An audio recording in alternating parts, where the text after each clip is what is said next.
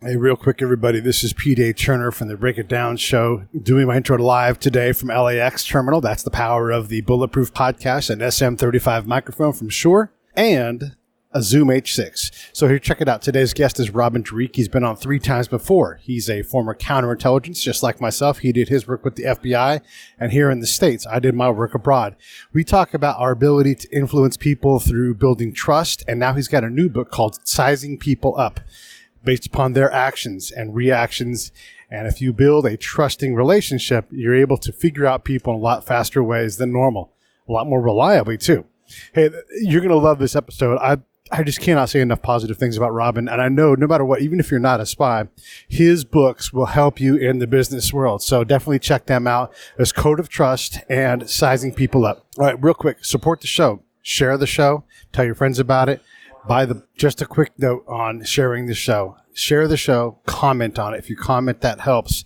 Continue to buy the books like you've been doing. Continue to do the great things you're doing. And if you're new, welcome. We have so many episodes. Feel free to ask me for a recommendation after you listen to this one, because I know you'll find it interesting. Hit me up at Peteaturner or Pete@breakitdownshow.com. All right, save the brave, savethebrave.org. Drop a little money in our pockets each month. We'll put it to work, saving veterans' lives. All right, thank you guys so much. Here comes Robin Dreeke. Lions Rock Productions. This is Jay Moore. This is Greg Proops. This is Jordan Harbinger. This is Dexter from The Offspring. This is Nathan This is East. Sebastian Younger. This is Rick Marotta. This is Stuart Copeland. This is Mick Gillette. This is Andy Summers. Hey, this is Skunk Baxter. This is Gabby Reese. This is Rob Bell. Hey, this is jonleonguerrero. Hey, and this is Peteaturner. Hey, this is Robin Dreeke, and you're listening to the Break It Down show. This is the second try. I screwed the last one up. I don't know what I did wrong, but we're recording again with Robin and in announcing his book, Sizing People Up. It's his latest book. And first off, I can't get enough of you, Robin. I love how we both approach our very complex and dangerous jobs by focusing on trust, by focusing on how do I understand what you need? I call it the infrastructure of the mind. You call it your own thing, but we get to the same spot. And I love it when we get a chance to share our conversations. Yeah, I love it too, Pete. You did most of your stuff OCONUS. I did all my stuff CONUS. And you're right. Human interpersonal interactions. I think when we're very young, when we start out in these professions, we really try to overcomplicate things because, we sit there in these master classes with these people dousing us with all this knowledge, all these techniques, all these tools, all these things, for like 6-8 months at a time sometimes. And we think this is very complicated. But then when you actually go out to the world of practical application, you actually whittle it down to learning how to be the person you were hired to be to begin with. You were hired because you were a good human being. Right. And it comes down to, what do good human beings do? Well, good human beings know how to demonstrate value and demonstrate the affiliation with others. And that's it. You build trust and you build a healthy relationship, because without those, you will have nothing.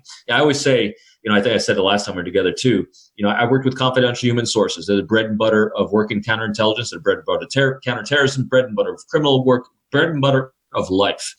And so I always say I'd rather have 7 people give me 120% of their effort willingly than 100 people give me 5% reluctantly, because I have to have triple sources to figure out whether that 5% was lying or not.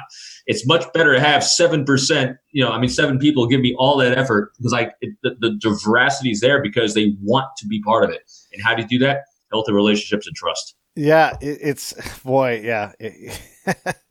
exactly right. You can go around and try to trick and convince and control a conversation to find out a fact that you still have to triple check it, because you just don't know, And then the problem with that is I never, one of the things I always talk about is I never think about just the person I'm interacting with, because they're obviously first and foremost in developing that trust and relationship. But also I am thinking about, from that point forward, as soon as I break contact with this individual, what's my brand? Because they're now going to radiate through the rest of their day, week, and months ahead, the relationship and the engagement we just had. And if you leave them feeling better for having met you, then the brand is good. Even if they don't want to cooperate, maybe someone they're talking to will, because I hear about this FBI guy that is, wow, he's a really good guy. I didn't want to cooperate with the FBI, but you know what? I would meet with him any time of day because he bought me a beer and he treated me really well. Right? Yeah. I mean, that's so it's true. the simplest thing. the interactions, like I would have interactions with folks that didn't have enough stuff, that, basically an armed biker gang shows up at their house, so I always had to work within that paradigm. Like, it's almost like dating, like if you see someone who's attractive at a bar or a mixer of some kind, you're not getting that real person right away. You're getting a performance of that person. And so I always kind of took that, like, they expect me to be they expect me to be a spy, whether I am or not. That's where they start, and they don't necessarily have to trust me. They'll act like it. But if I don't start with that, like, they're not going to trust me right away. They're going to perform. The sooner I can get them to be genuine, the better off I am in getting quality information out of them. And then also, maybe they don't know everything in the world. Maybe they just know a piece of something or an element of it. I don't want them trying to wow me with what they don't know because they're enamored with talking to me or whatever.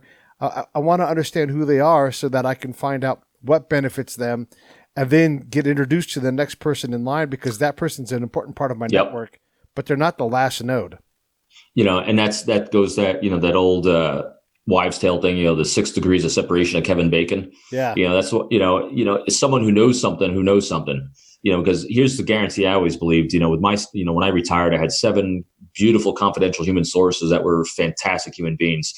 I guarantee you I could find out any piece of information we ever needed. Anytime we had a new collection requirement come out, I knew exactly I could get it. Yeah. And these 7 people wouldn't have it, but they'd know someone who knew someone who had it. I never had to go deeper than 2 layers of separation to find something out. And sometimes, and here's the funny thing that what I realized towards the end of my career, it used to take I get a collection requirement for whatever it is, whatever intel gap we had. And it might take me 6 to 8 months to, find the right person that might know that. Right. And by the time I retired, it was down to like a week or 2, just because. And why?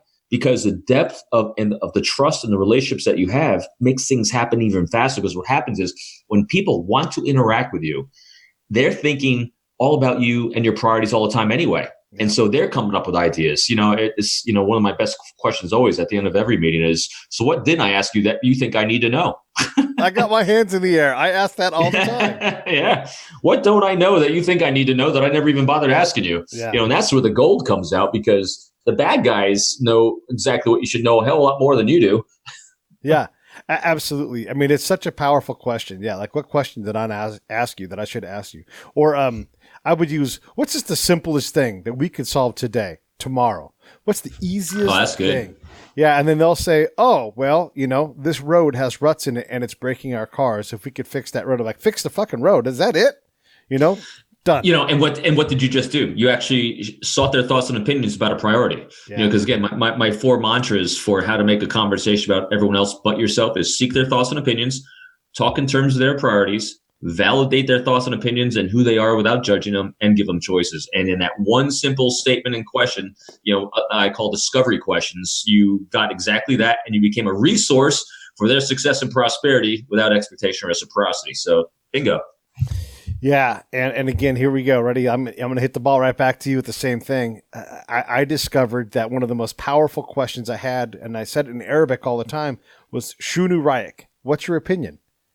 And yes. Asking their opinion on something, it's the same tool, and they couldn't help but start to explain this whole thing. And then now, without controlling them, I'm absolutely in control of where this conversation is going, and I'm getting an insightful answer that they've probably been dying to tell someone.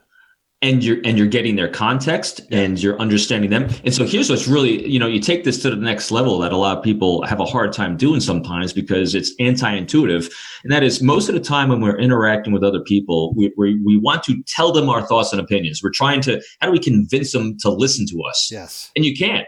And so the beautiful thing is you just did it. Seek their thoughts and opinions. Well, if you want them to listen to what it is you want to tell them, best thing to do is ask them what they think about what you want to tell them, and their brain's engaged. I always say you don't plant seeds with people by asking them. You don't plant seeds with people by telling them what you think. You plant seeds by asking them what they think, and they'll remember it forever. That your first book that we talked about was Code of Trust. Not your first book ever, but the when we first met was Code of Trust, and that's where we started realizing we vibed, and we had independently kind of discovered these things, doing, a similar job in name, counterintelligence, but a totally different application of the job. What's this new book, Sizing People Up? What is that about? So that's actually taken it to the next level, where I found when I was doing the code of trust, which was, all right, what behaviors do I need to do and do I need to have so I can inspire someone to want to trust me and have a relationship with me? And it required a hell of a lot of focus on the other person. And what I found is over time, when I'm focusing so hard on the other person, people started becoming kind of predictable. And predictable in the sense that, here's another truth, is that all human beings will always take actions in their own best interest for safety, security, and prosperity. And so now what I was doing in the code of trust was I was trying to understand how they saw safety and security and prosperity from their point of view. And so I started saying, well, I can predict what every human being is going to do. They're always going to act in their own best interest. All I got to do is figure out what they think is in their best interest.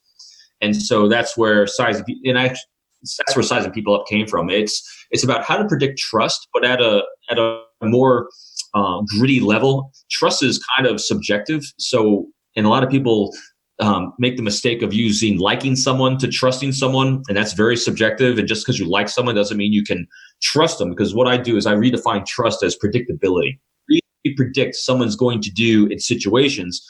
And for the main purpose, we go back to relationships again. Because if I set a bar for someone and I set it too high because I hope they're going to do better or I like them and they fall short of that, what happens? The relationship goes south because I'm angry, discontent, frustrated.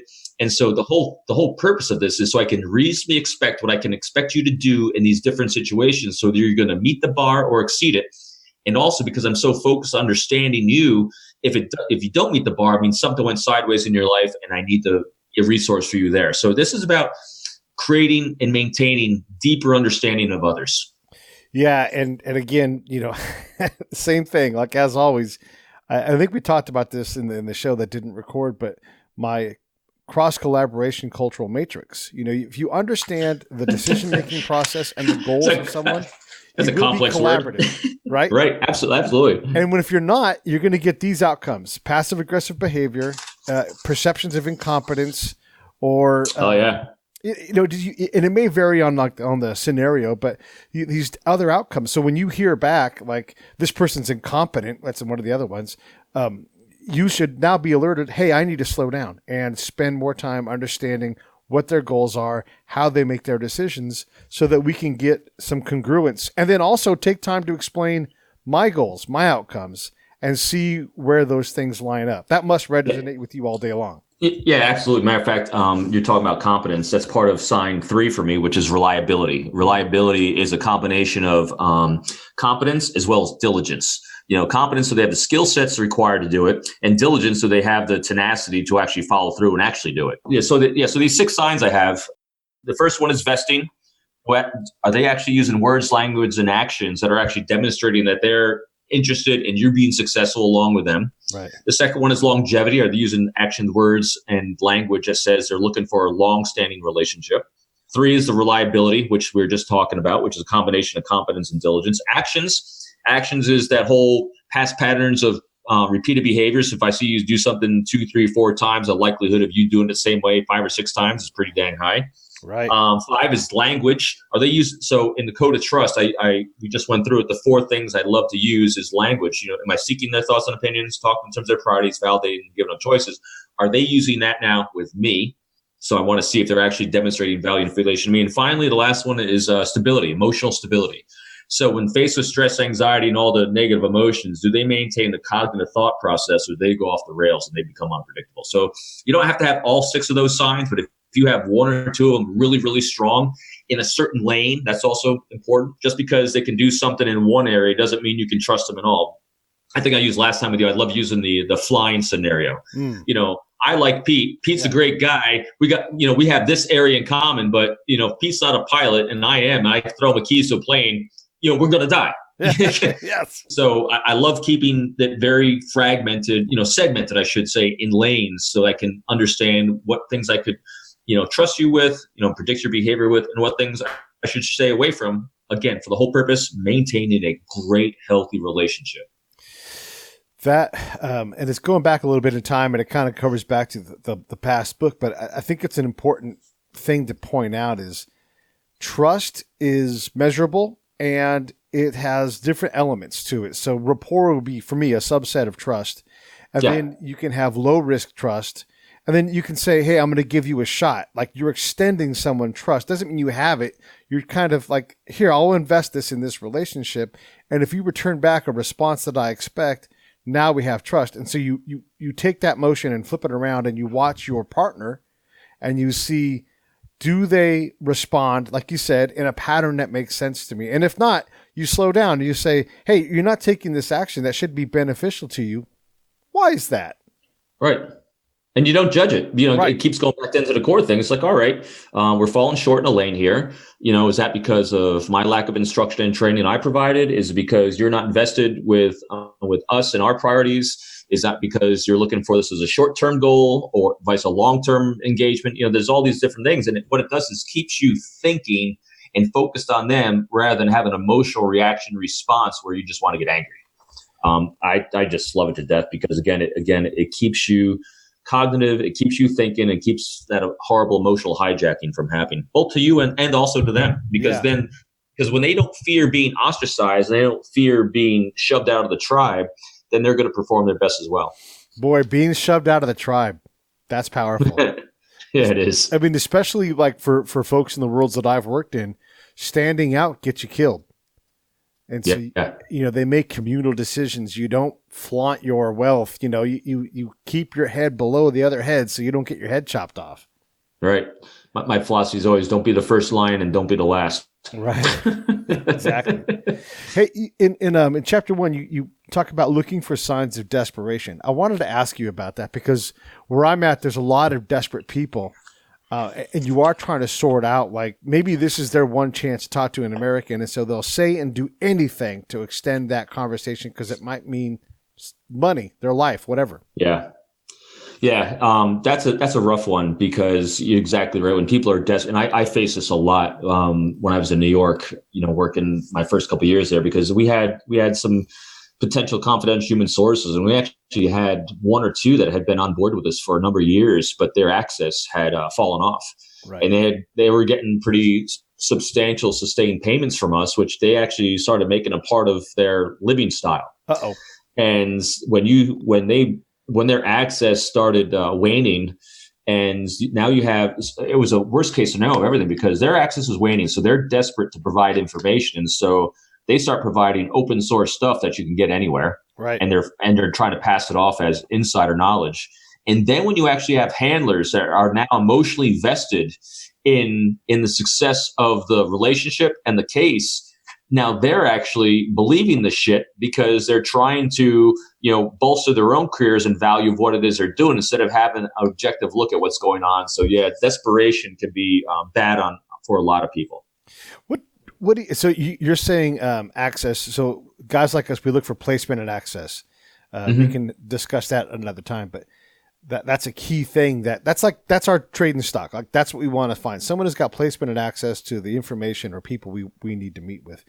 But as that access or that placement changes, how do you set that person down and not use them as much? How do you, we say terminate with prejudice or whatever, but you still have to live and work in New York, Yeah. So I always looked at it kind of differently. I looked at it from the point of view like whether it was someone that actually walked in, and contacted me to volunteer, but they didn't have access to anything yet, or with someone that lost access, but was still willing to be a patriot. I always looked at it as it's my obligation to help you find a job. Yeah. If you're trying to do something patriotic, whether you had access and lost it or you don't have it and you're trying to get it, let's come up with operations together based on what knowledge I have and based what you naturally do that we can kind of collide these things together. It might happen in a couple of days, might happen in a couple of weeks, or maybe a couple of years, but I'll maintain contact and I'll keep what I always do is I keep sensitizing them towards areas of interest and priorities that we have in intel gaps, knowledge gaps.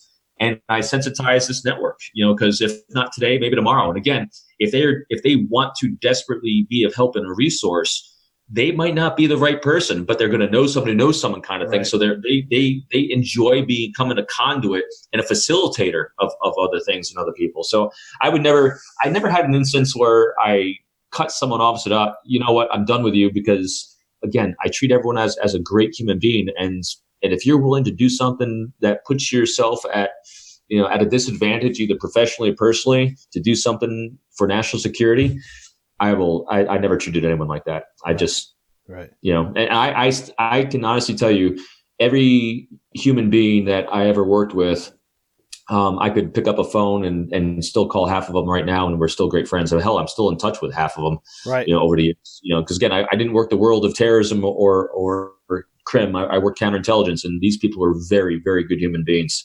Matter of fact, even in the book, so I talk about a number of them in the book, and one of them, the one that's based off the preventing World War III scenario in the book, he's called Anon. I was literally emailing him 2 days ago. Wow. Yeah.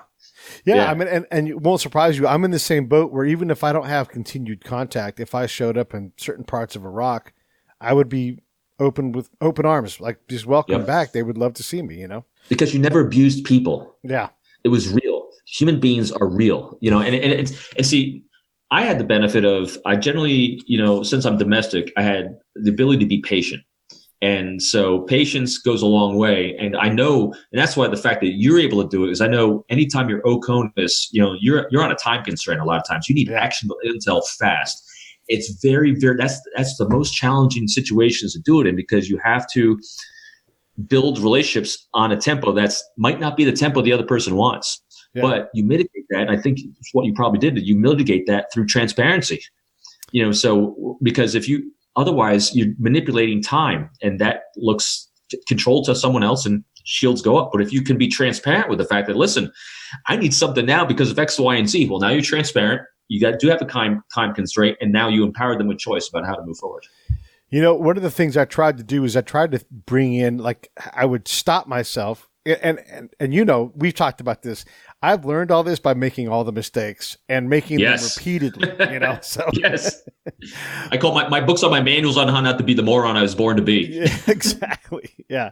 My bonsai tree of life and mistakes is just a stick now. Like there's nothing left to prune off.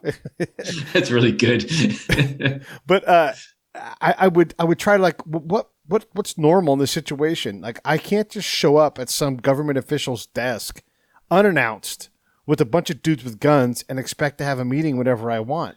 So I started saying, hey, can I get some of your time when you've got it? And they would go, holy shit, you're asking me for an appointment? I'm like, yes. Well, I've got a budget meeting. And I'm like, oh yeah, budget, got it. Yeah. When can I come in and not be in a bother? But, right. Hopefully in the next week. And then they would always oblige me. And then I would say, I got to be very careful about this because, I'm not supposed to give you advance notice. And so I would validate the trust that I extended them, and they would always return it back. Always, every single time. And so you started out with that fourth step I have, empower them with choice. I did the same exact thing, because we only give choice to the people that we want to affiliate with and that we want to value. My final statement I always left everyone with was, and if you don't want any more contact from me, just let me know and I'll make a note never to bother you again. Yeah. And I've never had anyone walk away. I mean, that freaks people out. It's like, oh, you can't tell them you can walk away, but why not? If they don't want to, I don't want a 5%er. I want a 120%er, and I want them to know, the other thing I always made sure too is especially after first contacts, I say, please, if you have any questions, let me know, because the worst thing that can happen is you walk away and you say to yourself, I wonder what he really wanted. Yeah. Because then you're not trusting me. Then you don't think I'm transparent and open. And that's a deal breaker, And so these are all what I call relationship accelerators. When you're this kind of transparent, and again, if I can't be transparent about something because it's classified or because it needs to protect people, I can tell you I can't be transparent because of this, and you're still being transparent. It's great. It's pretty incredible. Yeah, I had a sense for I could reliably build trust with a partner in a foreign country. It would take, let's say, 90 days. That's how long it took before. And we're talking like high risk trust where I will go do things. It didn't mean I didn't do things that were risky before that, but that's when I knew I reliably had it because I had gone through the process. Now, could I have done it faster? Maybe, but there were plenty of times when I thought I had trust, and then I realized later on, oh my God, now I have it. What did I have before? You have like this lower level. Talk a little bit about how do you validate that trust and those behaviors that you were talking about earlier. Put that together in a way that we can understand it. Where you accelerate it? Yeah, like to get trust, to build trust reliably, to test it, and to do it as quickly as is normally possible. So the accelerate. So it's kind of looking at the question in two parts. The first are what I call relationship accelerators, and if you need to develop trust in a relationship rapidly. Matter of fact, I'm going to tell you exactly where I get this from. A guy by the name of Jack Schaefer, he was on my behavioral team with me. He wrote the book called The Like Switch. And when we were on the team together, he came up with these things. He goes, the first thing you can do is time. Spend the more time you spend with someone, the greater the accelerator. So you can't be, a 5-minute meeting. It's got to be like an hour-long meeting. Right. The second is proximity. Are you communicating via snail mail, via text, via email, or in person? The closer the proximity, the greater the accelerator. And the third, which is going to kind of link then to the other area you're talking about, and that is intensity. What topics of conversation are you talking about that you're relying upon each other for? So the deeper those start going and the more that people have on the line, those intensifiers where now you have shared common backgrounds, you have shared common stress. Yes. Those are relationship intensifiers. And so the test, what I would say, is that the degree of willingness and pushback you get or don't get when the intensifiers get introduced. So I would call it just a willingness, in that, again, are we at 5% of wanting to do something, or are we 120%? I'd say you have that high degree when they're coming up with ideas that might not be in their personal, professional best interest, but they're willing to do it anyway. Hey, this is Peteaturner from Lions Rock Productions. We create podcasts around here, and if you, your brand, or your company want to figure out how to do a podcast, just talk to me. I'll give you the advice on the right gear, the best plan, and show you how to take a podcast that makes sense for you, that's sustainable, that's scalable, and fun. Hit me up at pete@breakitdownshow.com. Let me help. I want to hear about it. That might not be in their personal, professional best interest, but they're willing to do it anyway. I'd say that's the highest degree. Yeah, no, I think you're right, and I used a common tool sort of within some part of what you were saying is just fence joining. Like, we're both building fences, but you see me building my fence, I see you building yours, and the sooner I can start to go, oh, you have a daughter, I have a daughter. What do you do with your daughter for fun? And then you start joining your fences together until now you're building a fence together. Yep, and that's sign one in sizing people up. Vesting, how vested are they in your success as much as they are in their own? Are they coming up with ideas? Or, in other words, are they joining fences with your fences? And I remember, one of my first recruitments I ever did was a foreign intelligence officer from, I don't want to give away too much, but it was from a former Soviet republic, one of the Stalin-like things. And I remember we talked, we had great bonding because we both have kids. I think one of those common things I talk about, anyone from any part of the world, my two favorites are, I talk about children because I suffer proud parent syndrome. I got two kids, very successful. My son's at the Naval Academy. My daughter's graduate from George Mason as a nurse, in a couple months. And so you either were a kid, have kids, no kids, or you were a child yourself growing up, so I love talking to kids. The other one is also family traditions, growing up. We don't have necessarily the same family traditions, but you have a tradition of some sort. I love hearing about traditions because we can share our traditions together and maybe overlap a few of them. Right. So I love making those connections like that. And then they're great intensifiers. In your book, and I think it's in the chapter 2, in the takeaway part, you start to break down, and you do it in the chapter as well, intuition. And people often talk about their gut and how they're good at sizing people up. But, let me see if I can say this right. Gut to me equals emotion, and emotion is often, fallible. What are your thoughts? Absolutely. Matter of fact, I never delve into the world of politics openly, just because, as soon as you take a side, half the world's going to line up against you, and it's going to get really nasty and fast these days. That being said, let's talk about Trump briefly. All right. Not politically, but let's take a look at, here's my theory why Trump is so divisive. And it's not because of now people can argue this. It's not because of anything he did after he was elected. It's because he was so well known. I think he was the most well-known presidential candidate in our history prior to being a candidate. And so before that, what happened was people either chose to like him or dislike dislike him. And once you like someone, everything they say and do, you're in favor of. Once you dislike someone, there's nothing they can say or do that you agree with. Right. And so therein lies a great divide before he even became president. Right. And I test this theory all the time. It's like, even with my daughter, I asked my daughter the other day, I said, hey, as I'm testing this out, because, I'm writing an article on this, try not to be political, but trying to analyze why so divisive. And because people are kind of laying it on his language he's using now. Okay. But it's saying it happened long before then. It happened because that's liking. People had an intuition. And once they decide they like someone or dislike something, that's emotional. And all the things they do, the cognitive, thoughtful things, they're not even being regarded. And so that's my theory there. So it kind of goes into that thing we're just talking about is intuition. It's a deal breaker because once you use intuition, you might be right, you might be wrong, but it's not based on any observable data or facts. It's based on a gut feeling. And it's based on our own morals, our own ethics. And most people like people because of morals and ethics and having similar ones. And if you display dissimilar ones, there's nothing you can do about it from that point. I know very few people can overcome disliking someone and actually pay attention to the actual content of their delivery. But there is something that you can perceive, even if it's subconsciously, about people. There is something to the intuition, the gut. People talk about it all the time. How do you factor in that? You don't want to ignore your sense of something because you could be detecting a problem. Sure. I think if you categorize, the emotions you have and can be analytical about it, it can work very effectively for you. So here's another piece of intuition that people have that can be extremely accurate. And that is congruence, I call it. Congruence between the words being said and the nonverbal language you're getting along with it. This is like the creepy car salesman. The guy is saying all the right things and you think you're a really great wordsmith and you're going to listen to all the things he's saying wrong. But man, he's saying everything completely right. But why don't I trust him? Well, it's because his nonverbals were saying, I'm going to take advantage of you and steal your money.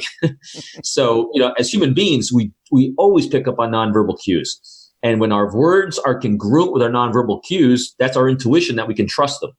And that is pretty accurate, but if we can give it the label and meaning before time, we can actually give it some more data and some more substance. And so what happens is people kind of group their intuition all into one, when actually there's a lot of things I think that play into intuition. Liking someone, also nonverbal cues, language, all these things. So if you can start, again, giving things lanes so you exactly know where you stand, but also the most important thing I think we can all do is try to do any of this alone. Yeah. Always takes a beta tester. It takes a team. It takes groups and individuals that are objective and not emotionally vested in something that someone else might not be. So that's why I'm good at doing a lot of this stuff. But anytime the consequence comes up where it's going to be a communication with someone in any way that's going to be a little bit out of the normal, a little bit more important, before I do anything, I'm always beta testing it. I'm having someone listen to me, do it, feedback. I'm having them deliver it to me so I can see how it feels coming back at me.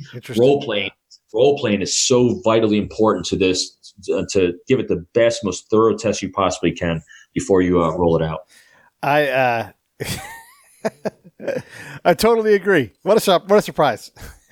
I would often, if you saw, I always said, if you saw me working, you would never know I was working, because it would look like I was having a great conversation with someone. And if you saw me on the camp, I was probably talking out loud to myself, working through questions. Oh, yeah. And I start at the outcome, and then I work my way up the conversation chain. So if I want to know where are the bombs, I don't say, where are the bombs? I figure out the 10 questions that lead up to the obvious thing where they're like, oh, let me tell you where the bombs are, and I'm using a very simplistic answer. There's a lot of outcomes I'm looking for. And so there's all these conversation streams that I'm trying to get into, but again, through trust and everything else, so. And the funny thing too is that you're doing it very easily because, where are the bombs? What's that question actually answering and being part of? It's being part of his safety, security, and prosperity, either for him, himself, or his family. So the discovery questions you're asking is basically, in some way, you're saying, is safety and security and prosperity important for you and your family and your community? Yeah.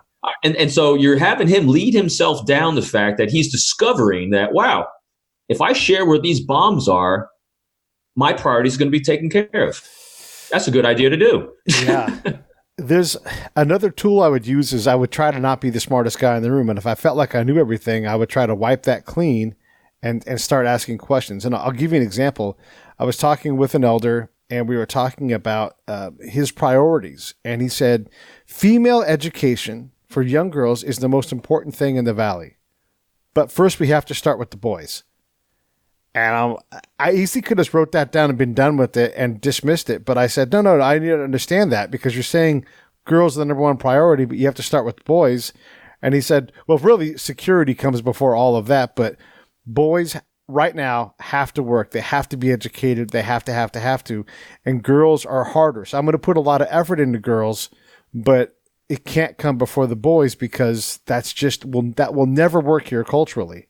Right. And so whenever we approached any kind of female engagement with education, I had to keep that in mind as a universal norm in that whole valley, that whole region, because if you over pushed girls, you were going to compromise everything. Yeah. I mean, and this goes to the heart and core of how you connect with anyone. You can't judge their context. Yeah. That's their life. I talk about this a lot too. Anytime you did your stuff OCONUS, I did mine CONUS, but anytime a conflict broke out anywhere in the world, the first thing the FBI did is have to interview everyone from that country here. Mm-hmm. And I remember when the Iraqi war broke out, we had to interview every Iraqi in New York, New York tri-state area, and if you go in with a judgmental context of them, why would they want to talk to you? Yeah. I always ask myself, so why should someone want to talk to me? Yes. It's because I'm seeking their thoughts and opinions. I'm talking in terms of their priorities. I'm validating them without judging them, and I'm giving them choices. Yeah. People ask me, so how do you not judge someone? I said, well, spend 21 years practicing not judging someone because here's a guarantee. The second you do judge them, they're never going to share with you. Yeah. And what's the goal? Save lives, sell your product, make a better brand, be a better father. I mean, these are such simple things. Stop judging. Yeah, yeah. And the great thing is you understand this too. It doesn't mean I'm agreeing with you. Right. It means I'm seeking to understand you. Huge difference between the two. Huge difference. Yeah, huge difference. I always remind others, like when we're on patrols, but we don't know if we would be any different given the circumstances of growing up here. Most likely, mile my shoes. Yep. It's great to say I would never, but go be a professional athlete on the cusp of greatness and not take that pill. There's tens of millions of dollars waiting for you if you do this. I love doing this with cops all the time too. I mean, I always, when I'm talking to law enforcement, I generally ask, I said, how many of you have gotten someone to confess when it wasn't in their best interest and it locked them up? All the hands go up. I said, great.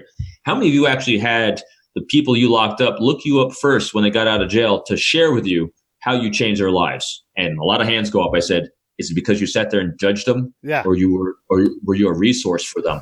Yes. Yeah. I want to have a clapping button. We got lots of drop the mics all over. No, it's again, it goes down to the elusive obvious. Every now and then I'm asked, about what I think about elicitation techniques and, the 6-month school we have for doing interviewing. And it befuddles me sometimes that, elicitation works, you can do it, but you're going to get a short-term gain for a long-term loss in brand, which is fine. Again, you just have to know the cause and effect of what you're doing. Yeah. And know that, hey, if I need a short-term gain and I'm willing to ruin brand because I need this bit of information, then we can utilize these techniques. But just know you're going to destroy a lot. The collateral damage is going to be pretty massive. And at the same time, though, I always say, so why do we spend so much time learning how to deceive someone and manipulate them when all we're trying to do is build healthy relationships? So actually, we don't have to do that anymore. Right. Yeah. It's sophisticated. How long does it take for the agents that you worked with and trained? How long did it take for them to be practically able to do that in the field? I don't mean schoolhouse trained and knowledgeable. I mean actually capable journeymen. I really think it depends on the office in which you're assigned and the things you're assigned to do. I'll be the first one to tell you, I was a horrible case agent. Yeah. Investigator, that's not my thing. I was an operator, because, some people, I had no idea what I was doing when I joined.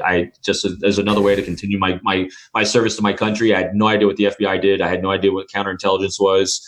And, I was in a place where I had lots of opportunities for operations. My job, my job is to buy a lotto ticket every day, because if you actually recruit a foreign intelligence officer, it's like hitting lotto. Yeah. That rare and that beneficial. My job every day was to buy a lotto ticket, create operations so I could maybe be a resource for in line with their priorities, and their priorities align with ours. That's all you're looking for every day. Yeah.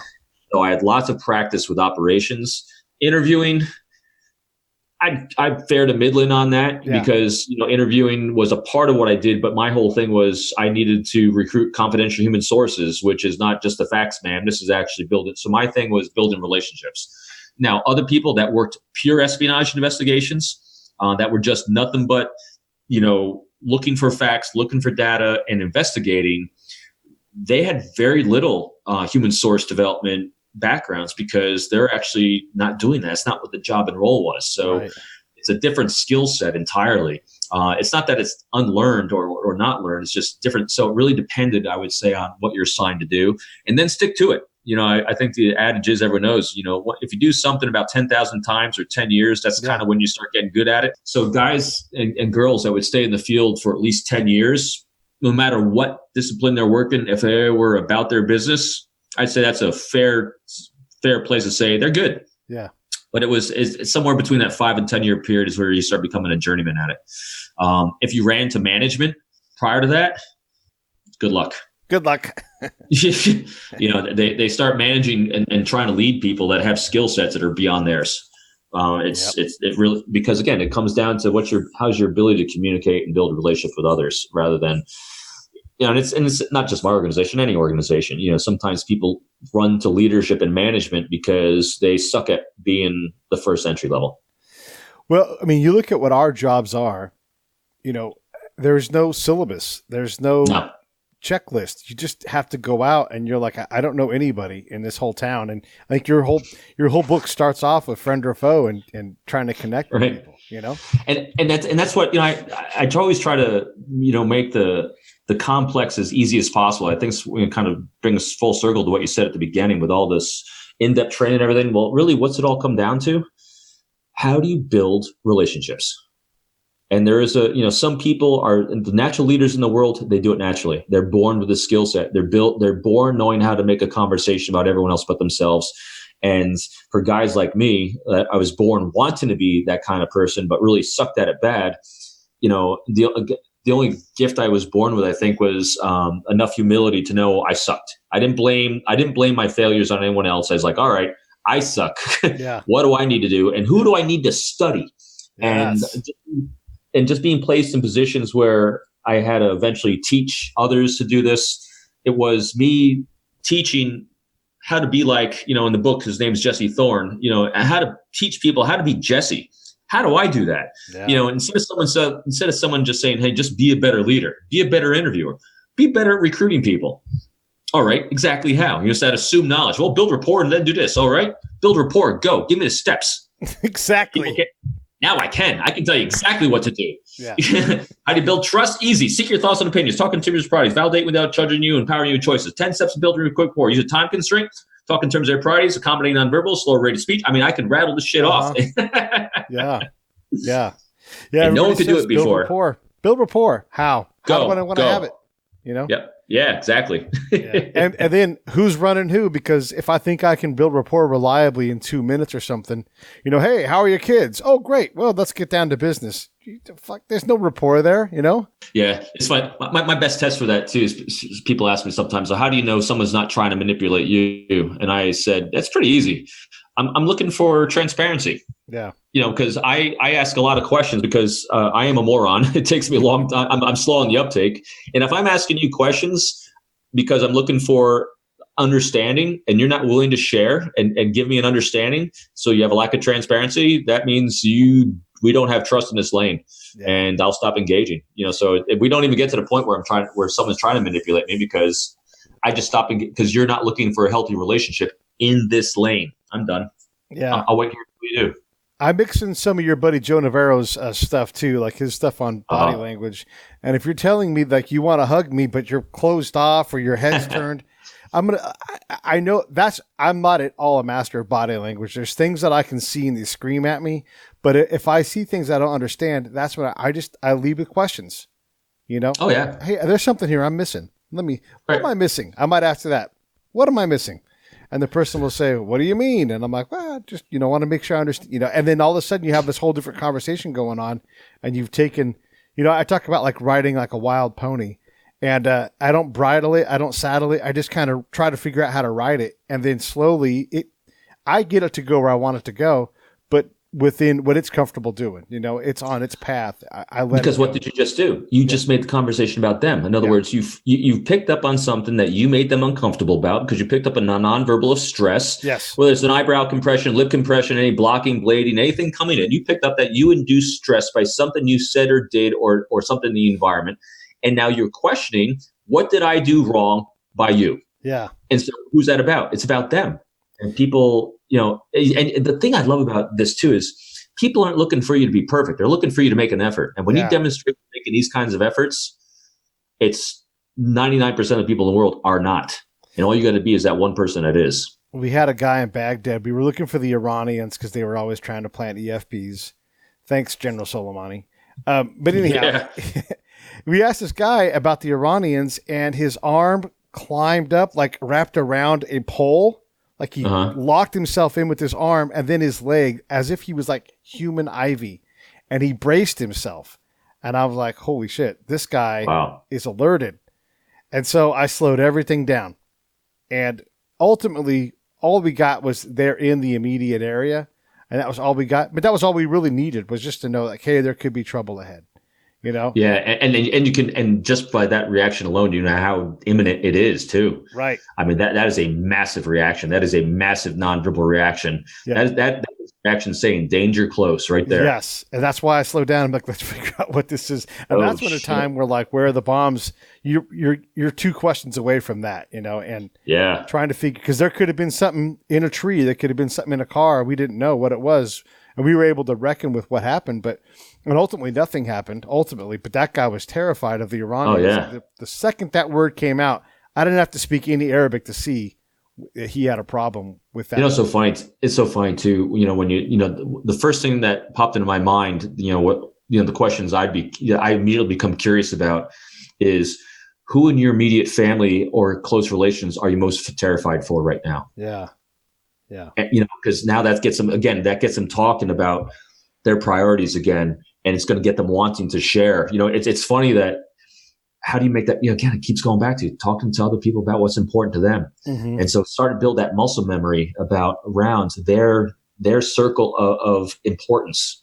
Yeah. And all you're doing is being a resource for them, protecting what's most important to them. Yeah. It's terrifying here. What keeps you up at night? Oh my God. What a great question. That's a great question. Yeah. And I set it up with the terrifying part. I could take that out, but what keeps you up at night? And every parent has an answer to that. Right. And also, by saying terrifying, they might not see it terrifying, but the fact that you're revealing to you it is showing openness and agreeableness. So again, you're showing, transparency without putting on a false or fake front. So it's making you look vulnerable. And when people look vulnerable but have confidence, that builds trust. Yeah. And I could add in the context with kids, man, I'm a parent. I don't know what I would do with my kid. Like, how do you do this? How do you figure out what's safe for your kid to do? And then let them just expand from there. Now I'm talking about kids in school, without coming in and saying, how often does your kid go to school? Like, oh my God. But that's what the military wants you to ask. But I find out much more detailed things. Hey, tell me how this, really quickly here, because I don't want to take up too much of your time. Tell me how this stuff applies day to day for regular folks who aren't counterintelligence people. Sure. It most notably, I think it really helps mostly in the workplace. So size and people, I gotta every chapter, each one of these signs, I talk about all the different tells of what is good that you're looking for in a relationship with someone. It's giving you some bads that can happen as well. And so like the first one, sign one, vested,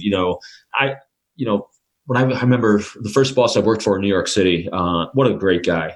Like every day he's asking me about, where I saw myself in 5 years, what kind of training. He's always looking for opportunities to get me into training so I can be successful. He's looking to, making sure I was a good fit on the squad. If not, he wanted to see where I could go. He's making sure I had a good car to get home and, every night, to and from the city from, so this guy was actually looking out for me. He was vested in my career and future, and also longevity. He wanted to, see what he could do to eventually get me to be the primary relief on the squad, so it's all that kind of things. Investing were really good. I'm telling you, the reliability one is really high as well as competence and diligence. We see this all the time. I remember right before I retired, has helping a guy out that was trying to put a conference together. And he was chosen for this because he had a lot of good skill sets technically in the area that we're trying to have this thing. And it was really with UAVs. It was a drone conference. But man, he had zero people skills. And his organizational people skills are horrendous. And this thing started falling apart. And that combined with his lack of diligence on this for the sign as well. I mean, he was, man, he could, and we've seen this at work. You could talk a mile a minute and sell, snow to the snowmen, but when it actually came to doing something, it was vacant. So that's a reliability sign. So we see these things, positively and negatively all over our lives. And so all this book does is helps you understand others at that deeper level in all these different situations, so you can reasonably assess what can I expect from this person, so you manage your own expectations, so you live a calmer, easier, peaceful life, and know who you can align with and who you should probably avoid. The book is called Sizing People Up. It's written by Robin Dreeke, and it's just and I've got the book right here in my hand. I'm showing it to Robin. Thank you for this, by the way. If you guys want to understand how guys like us do what we do in these impossible situations, Code of Trust, Sizing People Up, these two books will give you a lot of homework if you want to improve your relationships at work, with peers or whatever it is, and you'll have a fascinating read because it's just, he's practically done this stuff. He's taught people how to do it. There is no better way to master something. And you can hear us talking and agreeing and common experience. We didn't know each other 2 years ago, but we had very similar paths, and our fence building, our fence joining has gone on because we've done this stuff. We've seen it. I can attest. You guys should buy this book. You will absolutely love it. Thanks a lot. And the greatest thing I did with this one to make it easier on everyone, matter of fact, I did it for myself. At the end of each chapter is a chapter debriefing where you got all the signs, you got the 10 tells for, the 10 tells against, you got a key quote, key message. And so I copied and printed out the chapter debriefings for each of the 6 signs, and I carry them with me because there's a lot in there. There's a lot in there. It's super dense. I was going through the book as we were talking, and these briefings are great. I love them. Thanks. Yeah, I love them too.